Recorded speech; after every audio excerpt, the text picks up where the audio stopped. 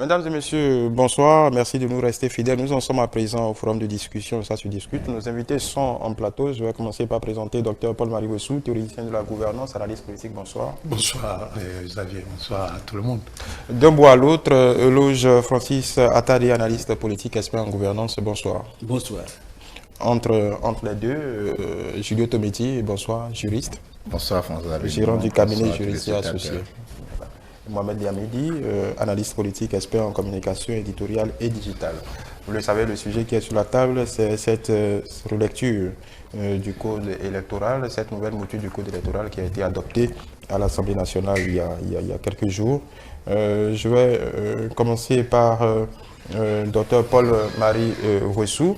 Les éléments de ce qui a été, disons, la justification de ces amendements apportés au code électoral selon les partis de la mouvance présidentielle, Union progressiste, le renouveau BR, qui ont porté ces modifications, c'est consolider le système partisan, renforcer encore plus la mainmise des partis politiques sur l'animation de la vie politique. Est-ce que vous en faites la même lecture? Bon, moi je crois que... Allez, bonsoir à tout le monde. D'abord, je voudrais dire que, en fait, il y a une corde sur laquelle on tire et on ne se rend pas compte que la corde est déjà tendue. On va continuer de tirer jusqu'au moment où ça va lâcher tout le monde. C'est ça ce qui se passe avec ces lois qu'on vote, le légalisme excessif que nous observons désormais dans notre pays, où, pour même prendre des lois, des députés se lèvent et menacent tout le monde. Et c'est ce qu'ils disent qu'on retrouve dans les lois. C'est-à-dire que, en fait, on ne vote plus les lois pour le développement de la société. On ne vote plus les lois pour aider les gens à mieux se porter. On vote les lois parce qu'on veut menacer des gens. Et on veut, vous voyez un peu, exclure des gens. On veut rendre des comptes, vous voyez, des lois qui sont des lois de haine, des lois d'amertume. Ah bon, vous sentez de la haine, cette loi? Mais écoutez, ce n'est pas moi qui ai crié à l'Assemblée nationale qu'on va voter pour qu'il y ait 80%, comme si lui, il est sûr que les électeurs vont lui donner 80% des voix, oui, et que les autres n'auront rien. Oui, c'est pas moi. Mais c'est celui-là qui a dit ça, qui a porté la loi qu'on a voté maintenant. Oui, bon, ça peut être un objectif, mais ça ne traduit pas forcément de la haine, comme vous le dites. Ça, c'est un sentiment subjectif. Non, ce n'est pas du tout subjectif. La haine est un sentiment mesurable, n'est-ce pas? C'est un sentiment mesurable. La haine et vous savez, la vision de rendre le coup aux autres, c'est des trucs mesurables dans l'espèce humaine. Et c'est ce que nous voyons. Oui. Bon, maintenant, moi, au-delà de tout ça, là, de la haine et de tout ce qui transparaît dans cette loi qu'on a votée, moi, c'est le peuple béninois qui m'intéresse. C'est le peuple béninois qui m'intéresse. D'abord m'assurer, et j'ai été rassuré maintenant, parce que d'abord la loi, parce qu'il faut prendre la loi maintenant dans sa substance et dans sa forme, n'est-ce pas? Et dans sa substance, la loi, j'ai été rassuré maintenant que cette question de 15% plus 3/5, donc des maires et députés, que cette question n'exclut pas les démocrates. Et que ça n'exclut donc pas aussi le bloc républicain. Sinon, c'est que nous tendons vers Donc l'argument d'exclusion tombe? Non, écoutez, on exclut beaucoup de monde. Vous voulez que je vous démontre? On exclut tous les partis. La FCBE ne peut plus aller aux élections, c'est naturel. Vous comprenez, quand je leur ai dit qu'ils vont mourir, j'ai eu tout le temps quand moi je le dis, ils croient que moi j'ai quelque chose contre eux, mais moi je vois le jeu politique et je leur dis la vérité et ils doivent faire cela. C'est eux qui sont allés, alors que les démocrates sont allés, le président a convoqué les démocrates et autres, c'est eux qui ont demandé audience pour aller voir le président et discuter, échanger. Et maintenant, on voit les résultats, on voit la suite. Et dans la suite, en fait, il ne représente pas grand-chose au vu donc de ce camp, du camp de la mouvance. Et ça élimine tous les partis, Mouel Bénin et tous ces partis-là sont éliminés de la course. Bon, en même temps, à part FCBE, il n'avait pas d'élu. Donc le problème ne se pose pas. À la limite, on peut dire que le problème ne se pose pas. Non, le problème se pose en ce sens qu'en fait, ce sont des partis qui sont constitués pour aspirer au pouvoir. Oui. Et quand vous prenez des lois pour les exclure donc, de la compétition pour aller vers le pouvoir, alors vous faites quoi? Ça, c'est de l'exclusion. Ils ne sont pas exclus des prochaines élections législatives, les prochaines élections. Ils sont juste la loi, si on l'applique au FCBE, on peut dire par rapport aux nouveaux critères que les FCBE ne pourront pas parrainer, mais ça ne les empêche pas d'aller aux élections. Les 15%, c'est pour le parrainage, c'est pas pour aller... Mais il y a les 20% qui va les frapper. Donc ils iront la compétition. Donc en quelque sorte, non, ben, c'est aller à la compétition pour gagner. Mais si déjà vous êtes... Donc vous précisez que moi, le Bénin... Bon, moi je ne sais pas, mais ce que je voudrais ajouter juste, pour vous préciser, quand je parle d'exclusion, vous voyez, les personnalités comme Olivier Bokor sont exclues. Ah, il va aux élections. Il va à quelle élection? Si on dit que ce sont les partis qui donnent, en fait, ce sont les partis qui donnent les parrainages. C'est ce qu'on a dit finalement. Oui. C'est ce que dit la loi finalement. Et si les partis donnent les parrainages et qu'ensuite la pression est sur le BR pour fusionner avec l'UPR, vous voulez que Olivier Bokor aille à quelle élection? Là, vous êtes déjà dans c'est une haute analyse. Ah, mais il faut aller dans la profondeur de l'analyse. On va donner la parole. Ceux qui élaborent ces lois ou qui proposent ces lois et qui finalement proposent des projets qui deviennent finalement des lois, ils réfléchissent bien. Ce sont des gens qui veulent, qui ont des objectifs précis et qui réfléchissent bien. Il faut aller jusqu'à leur niveau pour comprendre ce qui se passe. L'autre Francis Attali, est-ce que vous avez la même lecture pour vous aussi? Est-ce que c'est une loi d'exclusion? Vous souscrivez à la volonté de ces partis, comme ils l'ont dit, d'obliger encore les gens à plus se regrouper, plus fusionner pour pouvoir se mettre à la hauteur des nouveaux paliers qui sont fixés? Vous savez que la réforme du système partisan a vocation à nous permettre de créer de grands ensembles, des partis qui ont l'envergure et qui pourront couvrir évidemment le territoire national. Vous avez bien fait de poser ces questions au docteur Paul-Marie Wessou et je crois in fine, il a dû comprendre que ce code ne favorise pas l'exclusion. Au contraire, ce code favorise... Tout ce que moi j'ai dit ça, vous ne pouvez pas dire ce que je vous dis là. Mais oui, mais écoutez... C'est un code d'exclusion. Les démocrates vont participer aux élections parce qu'ils remplissent les conditions. FCBE participera aussi aux élections. Or, à l'entendre, c'est à croire que FCBE est exclu du jeu. FCBE ira aux élections puisque les critères aujourd'hui lui permettent d'aller aux élections. Bon, et je veux rappeler aussi que les députés, les maires actuels, c'est eux qui parrainent. Donc, ça ne pose pas de problème. Et vous avez vu que le parrainage, c'est vrai qu'il y a eu un relèvement du taux. On est passé à 15% pour l'élection du candidat duo à l'élection présidentielle. Et il faut que ces parrains proviennent des 3/5e des circonscriptions électorales législatives. Je crois que c'est assez clair. C'est pour répondre évidemment à l'esprit de la réforme du système partisan. Il y a des efforts qui se font depuis que la loi a été votée pour acter cette réforme. En fait, il y a des acquis démocratiques. Il y a aussi le souci d'assurer le développement parce que, en fait, nous devons faire en sorte que les partis politiques puissent animer la vie politique sur l'étendue du territoire. Et à travers ce vote, vous n'aurez plus des leaders régionaux qui vont prendre en otage les partis. Le parti doit faire l'effort d'avoir sa représentation partout.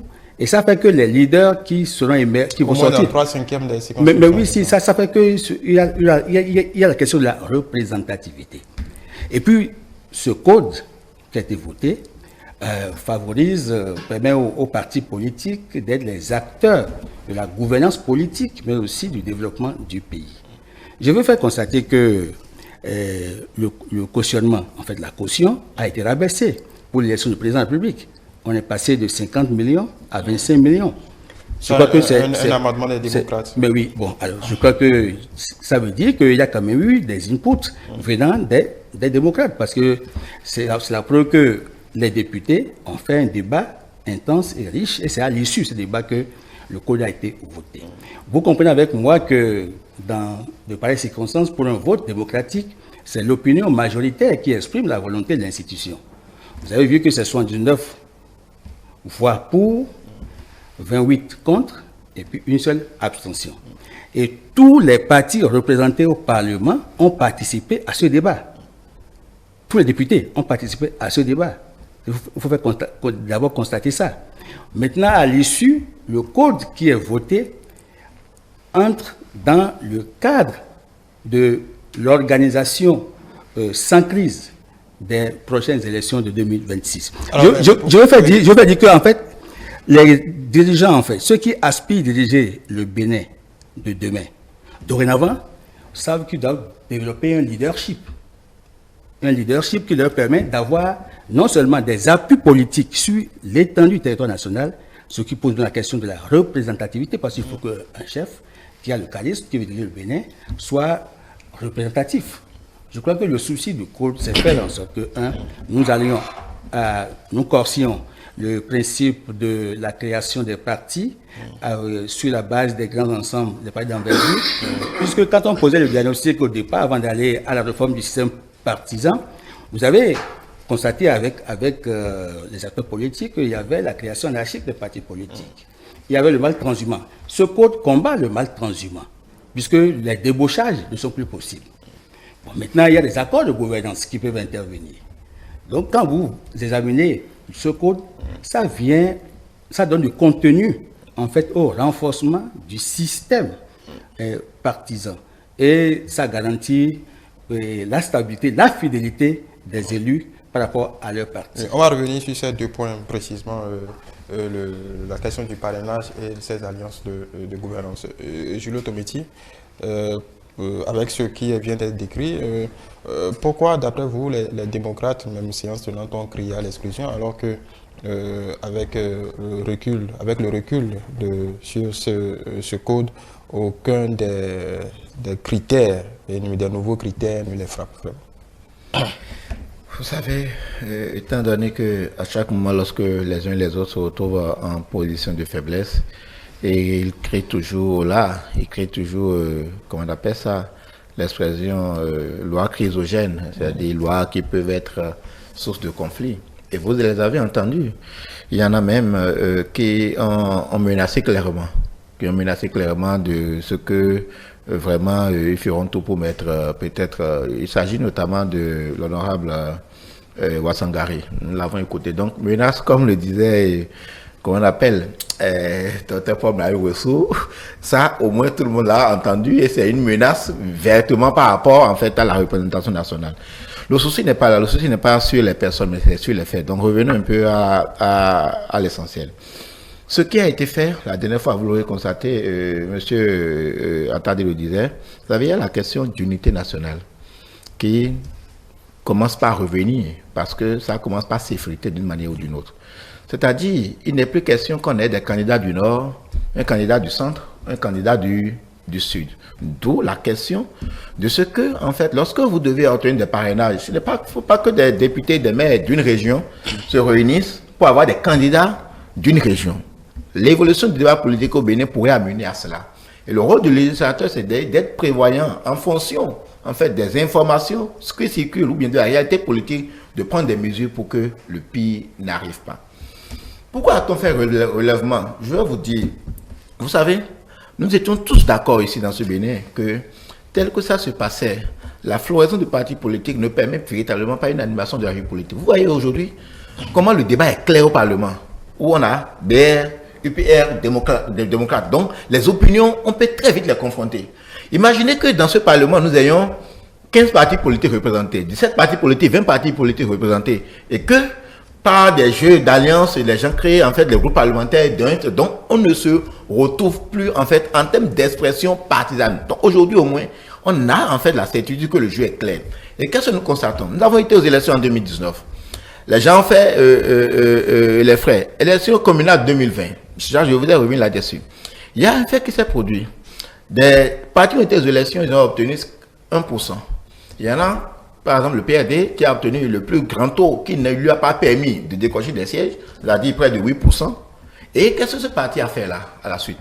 Ce que tous les Béninois s'attendaient, de rentrer en fait dans la philosophie du système partisan, c'est-à-dire seul il n'est plus possible pour nous véritablement de lever des sièges. Donc, rentrons en fait dans les grands groupes comme il a été recommandé. Le PRD l'a fait. Et vous aurez constaté que tous les autres partis politiques qui ont eu 1%, 2%, il y en a même qui, à un moment donné, ont trouvé judicieux de s'affilier à un autre parti pour créer un groupe, mais après, en fait, sur des considérations subjectives, s'en sont encore sortis. Je veux nommer tous les autres partis politiques qui, ayant déjà participé au moins à une élection ou deux, n'ont pas pu lever des sièges et qui, comment dire, embrigadent quelque peu leurs militants d'une certaine façon. Parce que c'est comme ça, il faut appeler ça. Vous êtes parti politique, vous ne donnez pas l'opportunité à vos militants de pouvoir aller ou bien de pouvoir obtenir des postes électifs ou nominatifs, ça devient un problème. Et vous l'aurez constaté la dernière fois. Lorsque les problèmes de code ont commencé à se poser, l'opposition, qu'est-ce qu'ils ont fait, les démocrates? Ils sont réunis avec cette multitude d'autres partis politiques, MPL, RNC, je sais pas, non, pas RNC, en fait, tous les autres partis politiques. Pourquoi ne pas envisager d'une certaine façon d'aller peut-être à un plus grand regroupement comme on le demandait, pour avoir véritablement voix au chapitre? Je pense que ce qui est en train de se passer là, même si le taux qui a été fixé, le nombre des démocrates ne permet pas de l'atteindre, moi je disais que ça n'exclut pas. Ça n'exclut pas, d'autant plus que, qu'est-ce qui pourrait se passer? Cela obligerait les démocrates, s'ils ne pouvaient pas atteindre le seuil, d'aller négocier peut-être avec FCBE pour véritablement pouvoir être en mesure de parrainer en fait un candidat. Parce qu'il ne s'agit pas... Il les atteint, c'est déjà, c'est sûr. Ça fait C'est 8. sûr, oui. Non, je dis, même s'ils ne les atteignaient pas, ils ne les atteignaient pas, parce que c'était la première posture de Pamela Woods. Même s'ils ne les atteignaient pas, le cri, le holà par rapport à l'exclusion aurait été faute. Mais là encore, c'est dit quoi? Ce n'est pas encore la fin, puisque, étant parti d'opposition, FCBE étant parti d'opposition, cela oblige les uns et les autres à aller vers les uns et les autres pour se négocier, s'entendre sur les trucs, pour pouvoir porter en fait des candidats. Moi, je dis, tout ce qui est en train d'être fait, en fait, il faut peut-être, non pas aujourd'hui, puisque nous parlons, moi je suis juriste, la loi, elle n'est pas faite sur la tête de quelqu'un, d'un individu. C'est vrai que nous allons continuer à dire qu'on a peaufiné une loi en tenant compte de telle personne, parce que jusqu'aujourd'hui, vous savez, notre constitution de 90, les gens continuent de chanter que tel que ça a été fait, c'est pour exclure tel ou tel. Donc le débat sur l'exclusion a toujours été, même si ce n'est pas vrai, vérifié, ça a toujours été. Aujourd'hui, les gens continuent de dire que la constitution de 1990, en fixant 70 ans pour le seuil pour l'élection présidentielle, est une forme d'exclusion. Donc, c'est comme quelqu'un d'autre vous le dira, il n'y a pas cette loi qu'on peut prendre. À partir du moment où il y a des conditions pour avoir accès, ça exclut forcément un certain nombre de personnes. Donc, en fait, c'est le jeu du multipartisme. Aujourd'hui, ce qu'il y a de faire, c'est de s'approprier véritablement en fait, le contenu du texte.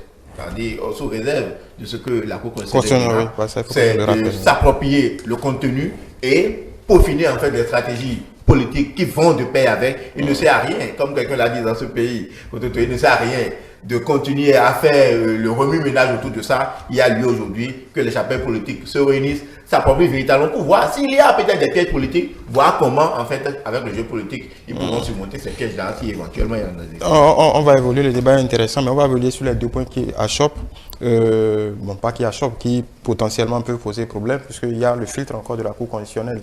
C'est le parrainage obligé, l'obligation qui est faite maintenant aux parrains de ne parrainer que le candidat porté par le parti politique.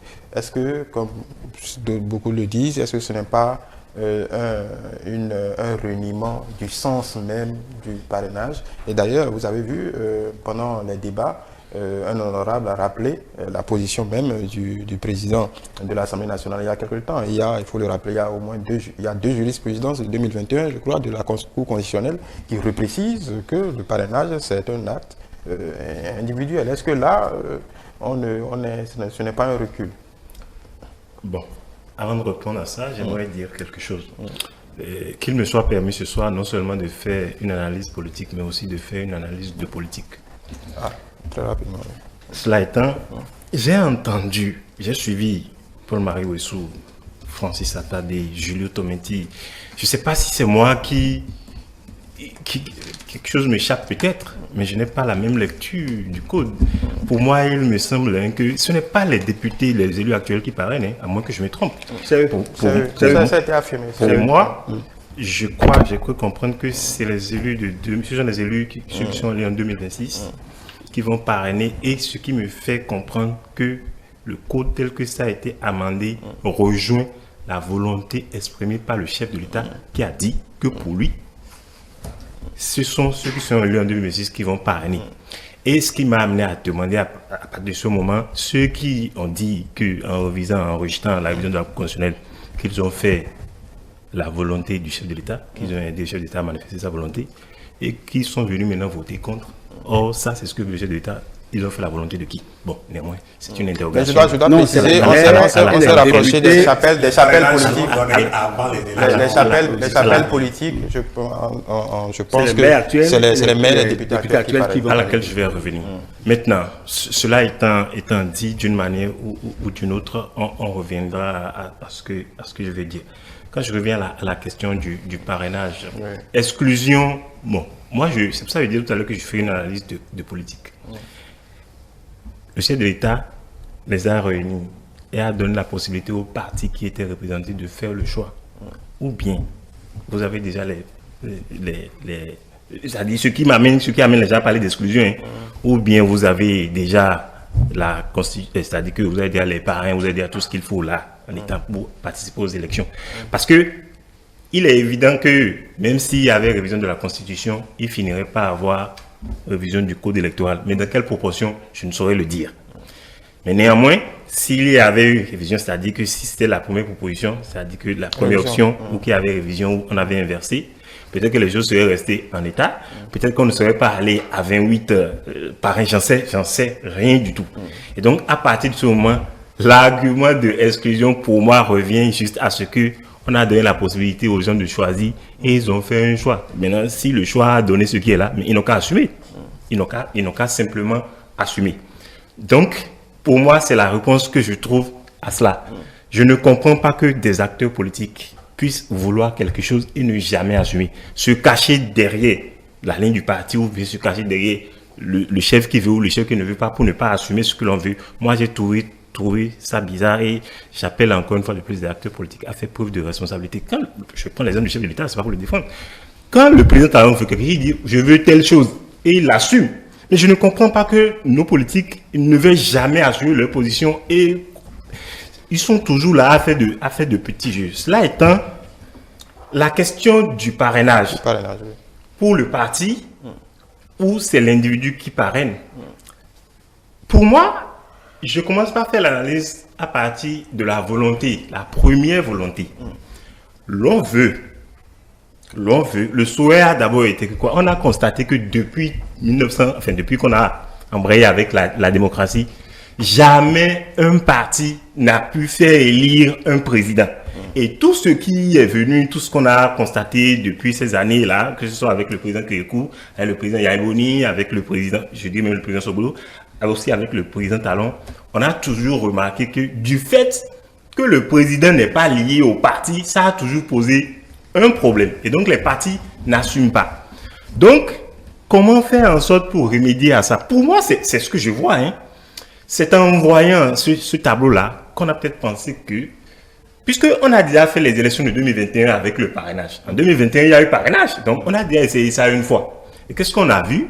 Il y a eu des candidats, même des indépendants, qui ont pu avoir, puisqu'ils n'étaient pas alignés à un parti politique, qui ont quand même pu avoir quelques parrainages. Ce qui, en soi, n'est pas mauvais.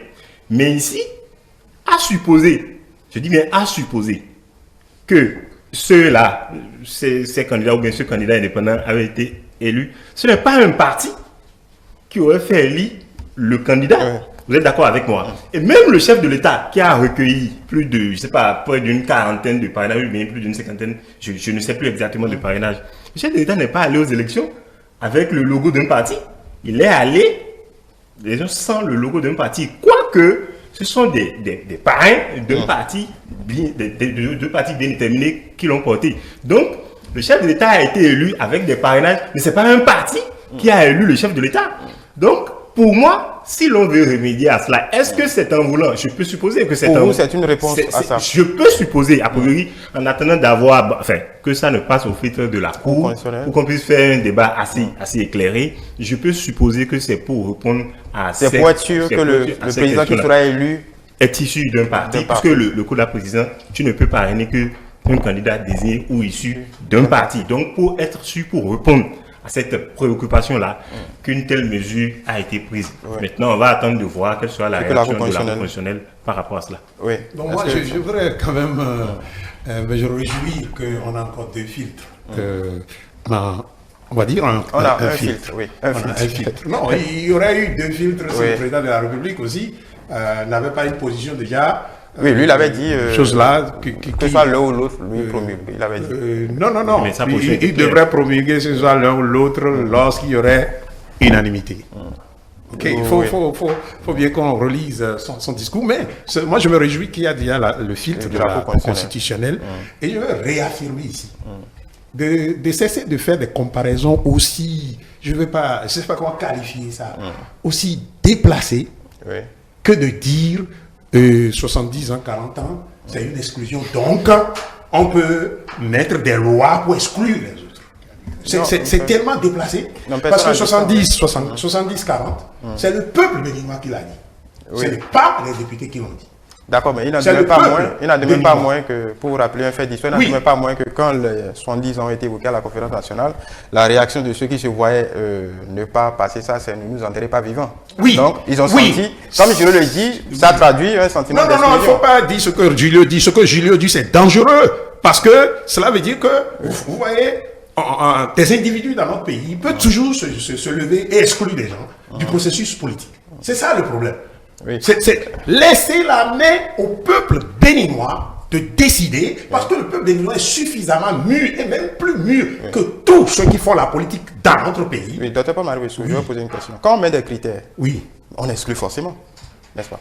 Lorsque le critère vient du souverain, nous tous nous sommes d'accord avec.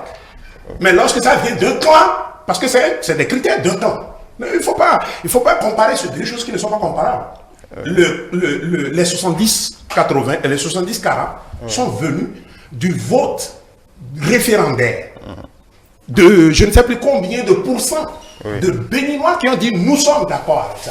D'accord. Alors, contre quelques individus regroupés autour d'un député qui menace tout le monde. Bon, qui ont été élus par le peuple aussi, à moins que leur mandat ne soit pas... Mais écoutez, vous savez, on a dit représentativité, représentation. Moi, vous savez, la représentativité a trois notions. Okay? La notion de représentativité, il y a trois notions qu'il faut y mettre pour mesurer maintenant en quoi ceux qui agissent représentent effectivement la voix du peuple. Vous savez, si on n'a pas le temps, et quand nous parlons de théorie souvent, que les gens ne comprennent pas, c'est qu'il faut aller lire ces choses et comprendre que lorsque le député agit, ça ne veut pas dire que tout de suite, parce qu'on l'a élu, il agit et il représente le peuple. Du tout. Ça ne veut pas dire ça. Ça ne veut pas dire ça. Parce que la qualité de représentation importe. Oui. Vous savez ça. La qualité peut aller de mauvais à bien. Ça peut aller de mauvais à excellent. Donc, il ne faut pas s'appuyer sur question de on l'a élu, donc on l'a élu, donc on peut faire n'importe quoi. On ne lit pas les gens. Non, je ne sais pas pour vous couper, mais ça veut dire quoi? Les statuts de représentants du peuple est à géométrie variable. Je ne pense pas que les électeurs du député à voix et blanc lui ont donné mandat pour aller menacer des ça, on ne sait pas. Je ne le sais pas. Moi, je ne le pense pas. Je ne le pense pas du tout. Vous avez la possibilité d'aller faire un sondage ou d'aller passer votre micro dans sa circonscription électorale pour recueillir la voix des citoyens de sa circonscription pour comprendre qu'aucun citoyen ne peut donner mandat à quelqu'un d'aller menacer l'autre, à un Béninois d'aller menacer les autres Béninois et de prendre des lois qui les menacent. Exclusion, je dis ici, la question d'exclusion c'est une question légaliste. C'est-à-dire qu'on utilise la loi. C'est la manipulation de la loi pour exclure. C'est ça que nous déplorons. Ce n'est pas que, bon, donc, dès qu'on dit que la politique c'est des choix, le choix avait dit exclusion, que donc on accepte toutes les exclusions. On manipule la loi pour exclure les gens. Et c'est ça que nous refusons. Et c'est ça que nous déplorons. Donc vous restez sur votre position, ce qui a été voté, c'est une loi ce qui a été voté, mais il faut être myope ou aveugle pour ne pas voir que ça exclut les gens. Maintenant, quand on a fini par accepter que ça exclut des gens, c'est la qualité d'exclusion. Qu'est-ce qui fait que ça exclut des gens? Et vous verrez que c'est une manipulation de la loi sur menace.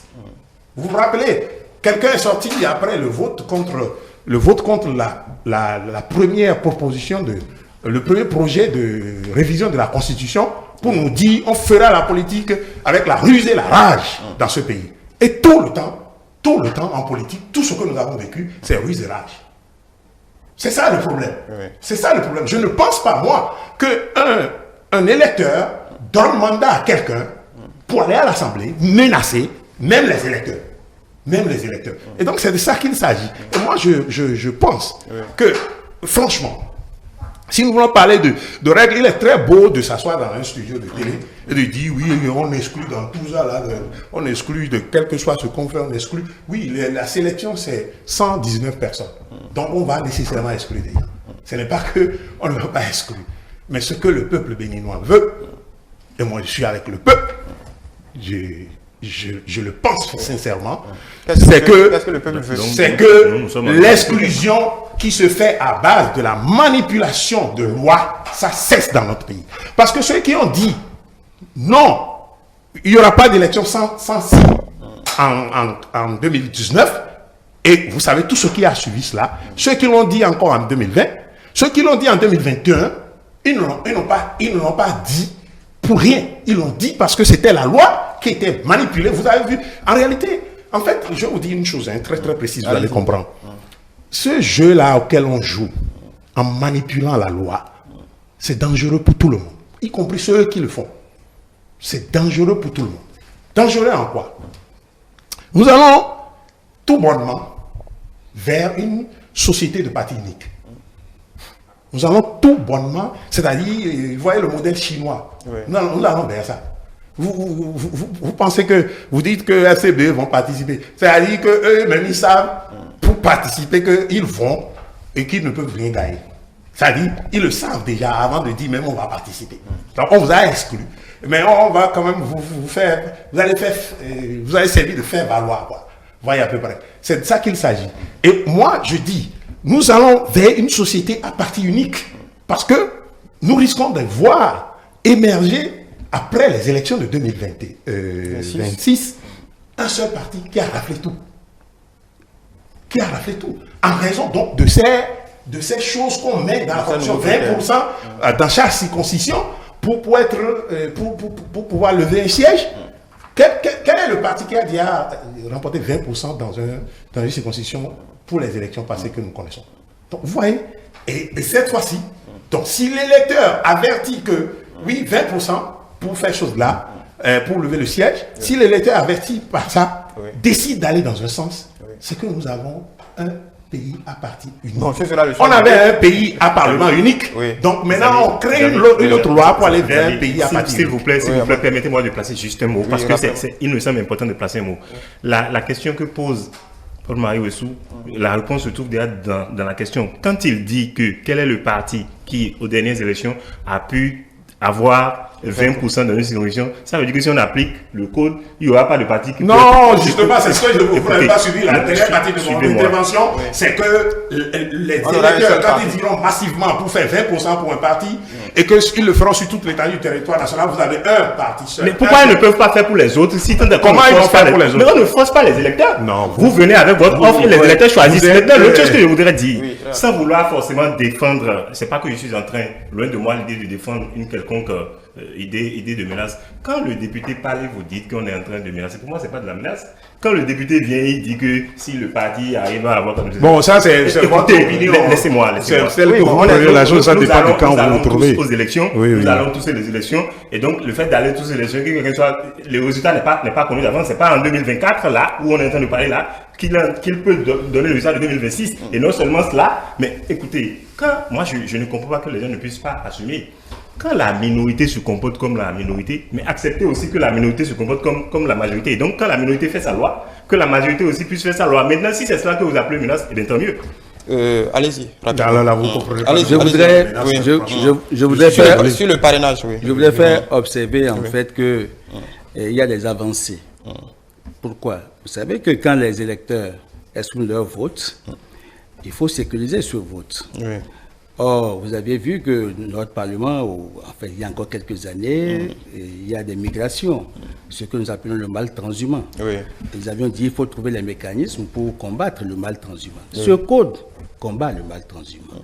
Parce que vous ne pouvez parrainer qu'un candidat de votre parti, à moins qu'il y ait un accord de gouvernance enregistré il y a au niveau de la Sénat. Et là, c'est possible que vous puissiez vous mettre ensemble. Et dans le cadre des 20% dont parle Dr Paul-Marie Wessou, il est possible que si un parti estime qu'il n'a pas la capacité de couvrir l'ensemble du territoire national, d'aller en accord de gouvernance, puisque quelle est la vocation en fait du système partisan? C'est faire en sorte que nous ayons des partis d'envergure, de grands ensembles, et qu'on ait des acteurs qui soient assez représentatifs pour que les partis ne soient pas l'otage en fait des leaders régionaux. Ceci en fait amène à ce qu'on travaille pour avoir des acteurs politiques qui ont un leadership donné, mais aussi qui ont des appuis politiques sur dans des régions. Donc je crois que le code tel que c'est vient en fait combler. Donc sur la question du parrainage, comme Mohamed Liami dit, c'est une réponse à ce... Mais écoutez, vous savez en fait que c'est à la faveur de la DCC 24001 du 4 janvier que les députés ont cherché à apporter une réponse législative à la Cour constitutionnelle. Et dans la recherche des réponses, il y a eu plusieurs pistes, dont celle d'Hassan Serrou, qui n'a pas prospéré parce qu'il y a eu la question de rejet au niveau de la recevabilité. Maintenant, il y a eu le code, puisque au niveau du code, vous avez vu que la proposition, par exemple, des LD, c'est aller au-delà même des attentes, y compris la proposition présentée par le parti UP, le Renouveau. Maintenant, il faut trouver les mécanismes pour que nous puissions consolider, en fait, le dispositif qui encadre la vie partisane chez nous. Si vous avez souvenance, et je crois que si mes souvenirs sont exacts, je crois qu'ils le sont, le chef de l'État, au moment où il a reçu la délégation conduite par le président Boniaï le 27 novembre 2023, il avait dit ne touchez pas au code. Si vous voulez toucher au code et que c'est pour renforcer le système, d'accord, je vous accompagne. Bon, maintenant, quand il a reçu aussi, après le 22 janvier, les différents groupes parlementaires, il est revenu sur cette affaire de code et quelle est la réponse qu'on apporte à la décision de la Cour constitutionnelle. Maintenant, en fait, au niveau du parrainage, il faut sécuriser le parrainage. Et ce code vient sécuriser le parrainage. Ça fait aussi que les députés ne peuvent plus être débauchés. Par exemple, même dans le cadre du vote contre, en fait, au niveau de la révision constitutionnelle, les députés LD ont dit qu'il y avait des manœuvres qui sont mises en place pour pouvoir débaucher des élus. C'est pourquoi ils ont envisagé cette affaire de procuration, pour sécuriser en fait le vote collectif négatif. Donc, aujourd'hui, avec ce code, c'est plus possible qu'on débauche. Or, ça règle le problème de transhumance. Donc, moi, je veux qu'on puisse apprécier les avancées. D'accord. En restant avec vous sur en attendant, on a dit, on est tous d'accord là-dessus, qu'il reste, de toute façon, c'est factuel, il reste le filtre de la Cour constitutionnelle, on verra bien ce que la Cour constitutionnelle dira. Par rapport aux alliances, aux accords de gouvernance, est-ce que ce n'est pas les alliances, ce n'est pas le schéma des alliances déguisées? Est-ce que ce n'est pas un recul, évidemment? Pas du tout, pas du tout. Quelle est la les accords de gouvernance ou accords de législature ne sont pas les alliances. Les alliances, quelle est la différence? Nous avons, en fait, les alliances, c'est des conventions, en fait, entre les partis politiques pour des objectifs politiques donnés. Et c'est, en fait, en général, on voit que ces alliances conduisent à des manœuvres pour la conquête du pouvoir et au partage du pouvoir. Les accords de gouvernance, c'est à l'évaluation des forces et faiblesses de chaque parti. Dans telle région, par exemple, dans telle circonscription électorale, moi, je n'ai pas, en fait, le parti, je parle de parti. Je prends un parti au hasard, un parti INS, qui n'a pas de représentation ou n'a pas d'ancrage dans telle région, peut aller en relation avec un autre parti qui est présent là. Parce que le souci, c'est faire en sorte que la couverture nationale soit assurée. Parce que nous, à travers la réforme, il faut assurer la représentativité sur l'ensemble du territoire. Parce que le souci de la réforme, c'est faire en sorte que nous ayons de grands ensembles politiques. Parce qu'on a constaté que malgré l'existence des partis, vous avez vu qu'on en avait 200 ou un peu plus avant, les partis, en fait, autant qu'ils sont, offraient des possibilités d'adhésion. Mais malgré cette possibilité d'adhésion, il y avait une flopée, une kyrielle de partis politiques. Oui. Or, les programmes que ces partis proposaient n'étaient pas différents les uns des autres. Donc, aujourd'hui, on a dit, il faut faire en sorte que, comme ça se passe au Ghana ou au Nigeria, vous avez des partis qui sont créés il y a des années, mais qui continuent d'animer la vie politique et qui sont dans la durée. Or, au lieu d'avoir des clubs électoraux, on veut lutter contre l'émiettement politique. Donc, ce code, moi, à mon avis, à la lecture, je constate que ce code vient corriger un problème. Puisque le code a fait la loi 2019-43 du 15 novembre 2019, portant code à République du Bénin, cette loi avait laissé un goût d'inachevé. Et aujourd'hui, avec la loi 2024-13, on constate que, vous jugez que ça a été corrigé. Le problème a été réglé. Je vais te mettre ici ces deux questions. Est-ce que c'est un recul? Vous souscrivez aux explications des uns et des autres sur le parrainage et sur l'alliance de gouvernement? Sur le parrainage, ça me laisse un autre goût. Mais je voulais d'abord vous préciser quelque chose à l'attention du docteur Paul Maï-Ouesso. Le référendum du 2 décembre 1990, le référendum, 26% des Béninois ont voté contre la limitation d'âge. Donc, pour ne pas dire, non, voilà. Donc, ne dites pas que le Béninois à l'unanimité fait tout là. Donc, il y a toujours, en fait, une part d'opinion qui n'est... Aucune de nos lois n'a été votée en majorité absolue. Qui n'est pas... Il y a toujours une part de l'opinion qui n'est pas prise en compte. Donc, sauf que, à un moment donné, la loi de la majorité passe. Sur la question du parrainage, vous savez, moi, j'étais de ceux qui... Nous avons fait le débat, ça fait près de 3 ans, 4 ans ici. J'étais de ceux qui pensaient, parce qu'il y avait un parti politique qui, à la veille de l'élection présidentielle de 2021, avait fait s'assurer que leur parrain n'allait pas parrainer des candidatures indépendantes.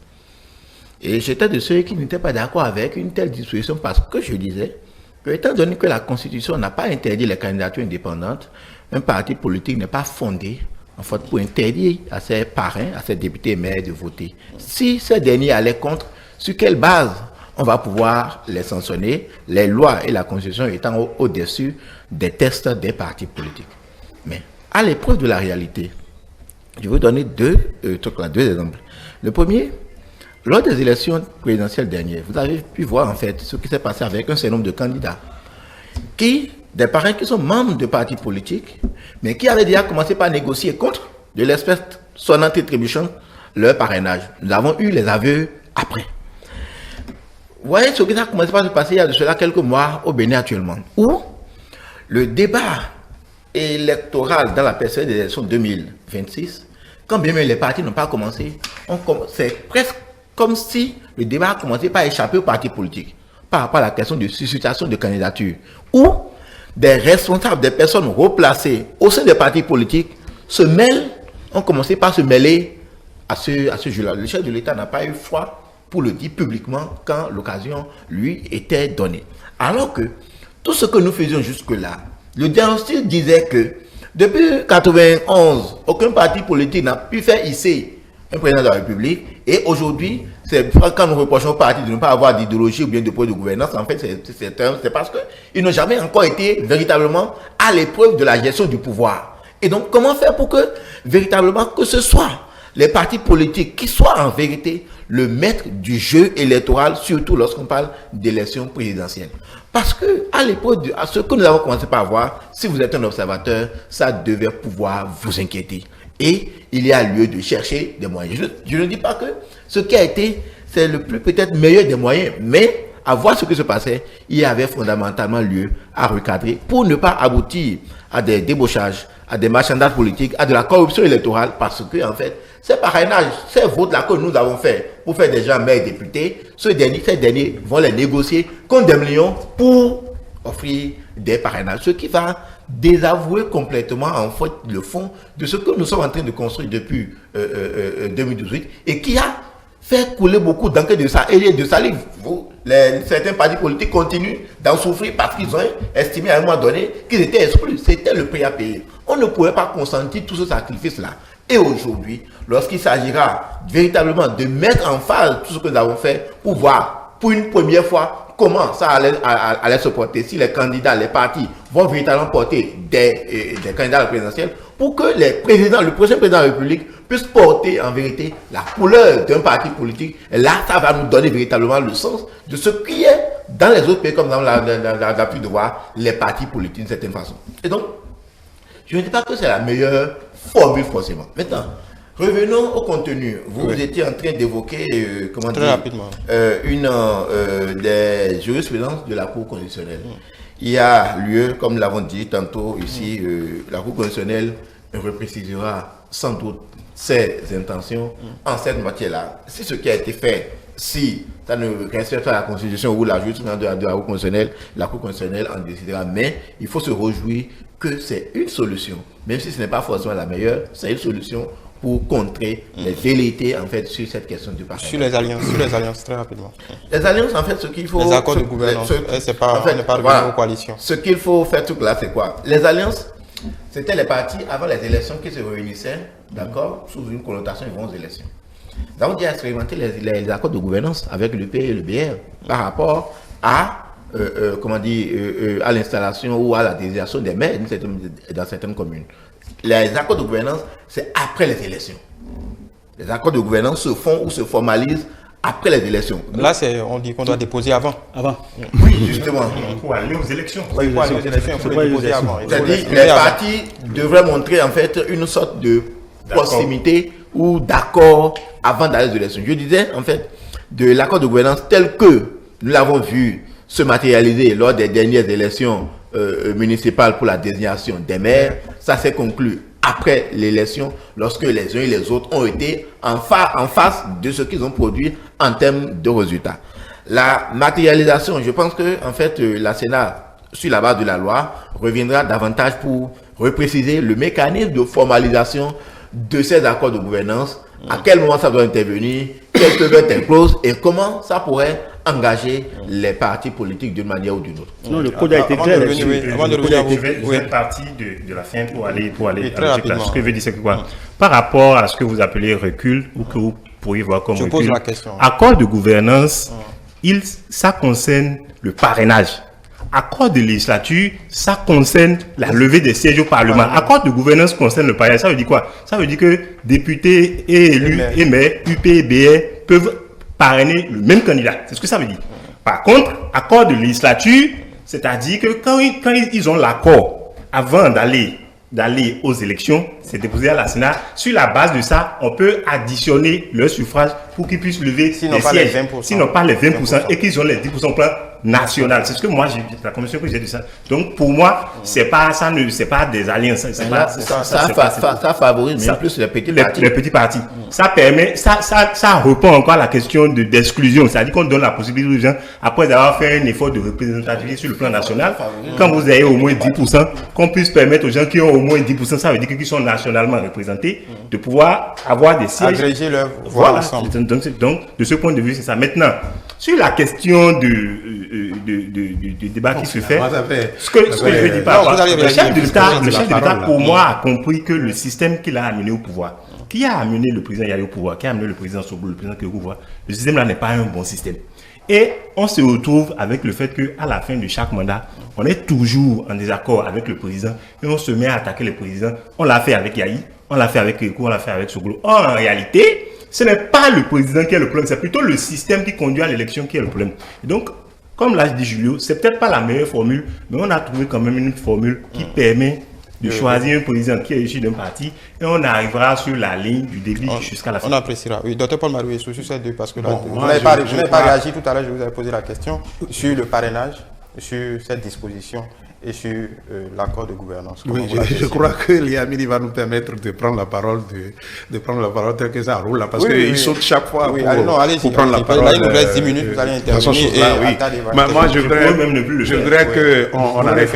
Je voudrais qu'on arrête de penser de façon linéaire, parce que quand on regarde cette loi et qu'on dit que c'est bon parce que ça permet, ça ne règle aucun problème. La loi l'excès de loi ne règle aucun problème dans une société humaine. l'excès de loi ne règle aucun problème dans une société humaine. Nous sommes à 2 ans des élections, n'est-ce pas? Oui. Qu'est-ce qui se passe? C'est la multiplication des lois, ici, ce n'est pas le cas. Non, mais ici, c'est la même loi, mais on fait l'excès là-dessus. C'est la même chose. 2 ans des élections.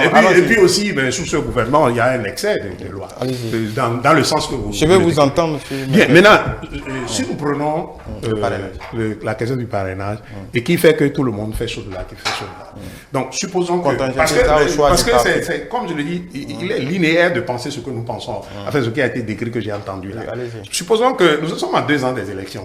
Supposons que 28 députés démissionnent des partis et créent un autre parti. Et mettent un candidat en chose là, un candidat en ligne, qui n'est pas politique. Vous allez leur interdire de créer le parti. Supposons. Donc vous voyez, quand vous prenez la loi, vous restez là-dessus, vous regardez ça in the box, quoi, dans la boîte, quoi. Il faut sortir de la boîte. Il faut penser toutes les possibilités. Et quand vous pensez toutes les possibilités, ce n'est pas la loi qui règle le problème. Ce n'est pas l'excès de loi. Parce que c'est l'excès de loi, là, ce que moi je constate. C'est plutôt l'homme, c'est sur l'homme qu'il faut travailler. C'est l'éducation de l'homme vers où nous voulons aller, vers quelle société nous voulons aller. De tout ce que nous disons, la parrainage pour régler ci, pour régler ça. Quelle société nous voulons créer avec ça? C'est ça le problème. Quelle société nous voulons créer avec ça? Ça ne tient même compte de rien en matière de relations politiques et société. Ça ne tient compte de rien. C'est ça le problème. Vous, c'est pas le et si nous voulions, disons, le contexte d'éliminer ci ou d'éliminer ça, mais il y avait un processus naturel avant que le président ne prenne le pouvoir, qui était en cours. Vous avez vu jamais les Béninois voter, amener 15, 20 partis politiques au Parlement? Moi, je ne sais pas. Je ne sais pas. Mais je ne crois pas. Je ne crois pas. Et quand les Béninois veulent voter... Il y en a eu une fois. Il y en a 20. eu plus que ça. 20. Il y en a eu plus que ça. 20. Dans l'histoire, il y en a eu plus que ça. Oui, mais donnez-moi l'exemple. Allez-y. Donnez-moi l'exemple. Il nous reste. De 20 partis politiques au Parlement chez nous. Donnez-moi l'exemple. Allez-y. Donnez-moi l'exemple. Il ne suffit pas d'affirmer, il faut donner l'exemple. Et c'est ce que je vous dis. Et quand vous prenez les Béninois, ils n'ont jamais voté pour les candidats qu'on a appelés ici. On a dit quoi, des candidats et farfelus ou quoi là. Et c'est contre eux on veut instaurer ce qu'on appelle parrainage là. Et on l'a instauré. Mais les Béninois n'ont jamais voté pour les candidats qu'ils appellent farfelus. Mais regardez le pourcentage de candidats qu'on a vu qui n'ont même pas eu 3, c'était 1%. Même pas lors des présidentielles passées où il y a le parrainage. Oui. De quoi nous parlons? Donc, la loi ne règle pas le problème des sociétés, c'est les hommes, l'éducation qu'on leur donne, la vision qu'on leur donne et le leadership. C'est là, je rejoins même si je pense que ce n'est pas la loi qui fait le leadership, aucune loi ne fait le leadership. Le leadership est naturel. Le leadership est naturel. Maintenant, sur les alliances. Sur les alliances, sur les parrainages, d'abord, moi, je pense qu'il y a trop d'excès dans cette... Vous avez vu quel pays a jamais eu 15% pour parrainer? Quel pays? Je ne sais pas. Moi, je ne sais pas. Et pourquoi on veut nous faire avaler des choses comme ça et nous faire quoi? On n'a même pas fait le point des 10% qu'on a mis. On n'a pas fait le point pour nous dire, voilà les problèmes que ça pose. Mais on trouve des failles là-dedans. Mais plutôt, moi, je pense qu'en réalité, on a mis ça pour bloquer des candidats. Parce qu'on a des visions pour que des candidats ne soient pas candidats. Et c'est ça qu'on a fait. Et moi, je dis qu'il faut arrêter d'utiliser la loi pour régler les problèmes que nous pouvons régler par la discussion, par les débats et par les choses là. Alliance. Oui. Moi, je ne sais pas ou l'élucubration intellectuelle que se donne chacun pour démontrer que comment l'accord de gouvernance est différent d'alliance. Enfin, je ne sais pas. Sinon, c'est le mot de même par famille, c'est le mot de même champ lexical et champ sémantique. Je vais dire, c'est le mot de même genre sémantique. Si vous voulez, vous allez chercher dans les dictionnaires, vous allez constater que le tout revient au même. Le tout revient Attendez, pour finir. Et parce que, excusez-moi de le dire, parce que je crois que, parce que, il a dit ça, en faisant cela, en éludant la question très rapidement, que moi, le problème pour moi, c'est que même les lois qu'on prend soi-même, on ne respecte pas ça. Parce que la loi, là, le 10% là, et les partis et tout, etc., dont on parle, quand il dit que les partis veulent aller négocier avec, est-ce que quelqu'un a empêché quelqu'un d'aller négocier quelque chose? Et quand on dit que le parrainage doit venir des partis politiques, c'est anticonstitutionnel. Le député est élu de la nation, doit jouir de sa liberté et doit pouvoir décider par lui-même qui il parraine, qui ne parraine pas. Voilà. Maintenant, c'est vous qui avez mis parrainage. Pourquoi vous avez maintenant peur de tout ce que le député va vendre son savoir ou ceci? Moi, je l'avais dit, la première émission que j'ai faite, et ça c'était sur Chica, sur la question de parrainage, j'ai dit si vous avez bien étudié la sociologie béninoise, vous n'aurez jamais mis ce qu'on appelle parrainage. Maintenant, vous mettez ça et vous faites une surcharge sur la question des lois. On surcharge les lois pour empêcher ci, pour empêcher. Attendez, pour finir. Je crois que je me réjouis de la qualité du débat que nous menons. Et je salue aussi la patience des uns et des autres, puisque Paul-Marie Wessou est allé au-delà, parce qu'il parle d'essai, mais c'est lui qui parle d'élucubration, c'est lui qui parle aussi de tout ce que nous disons qu'il n'agrée pas. Mais je veux faire constater ceci. Non. Allez-y, finissez, il nous reste 2 minutes. C'est pour ça que la tolérance est une vertu de la démocratie. Et puis, ceci suppose le respect de l'opinion de l'autre. Nous respectons ses opinions. Mais je veux faire constater en fait que, il parle d'exclusion. Il n'y a pas d'exclusion. La preuve est que les partis qui sont actuellement représentés au Parlement peuvent déjà compléter les candidats pour l'élection 2026. Bon. Deuxièmement, c'est que à travers les votes, on constate que les électeurs qui font confiance et qui expriment leur vote pour des élus, à des moments donnés, sont trahis par ces élus, et cette loi, ce code vient maintenant pour régler le problème de transhumance et de débauchage.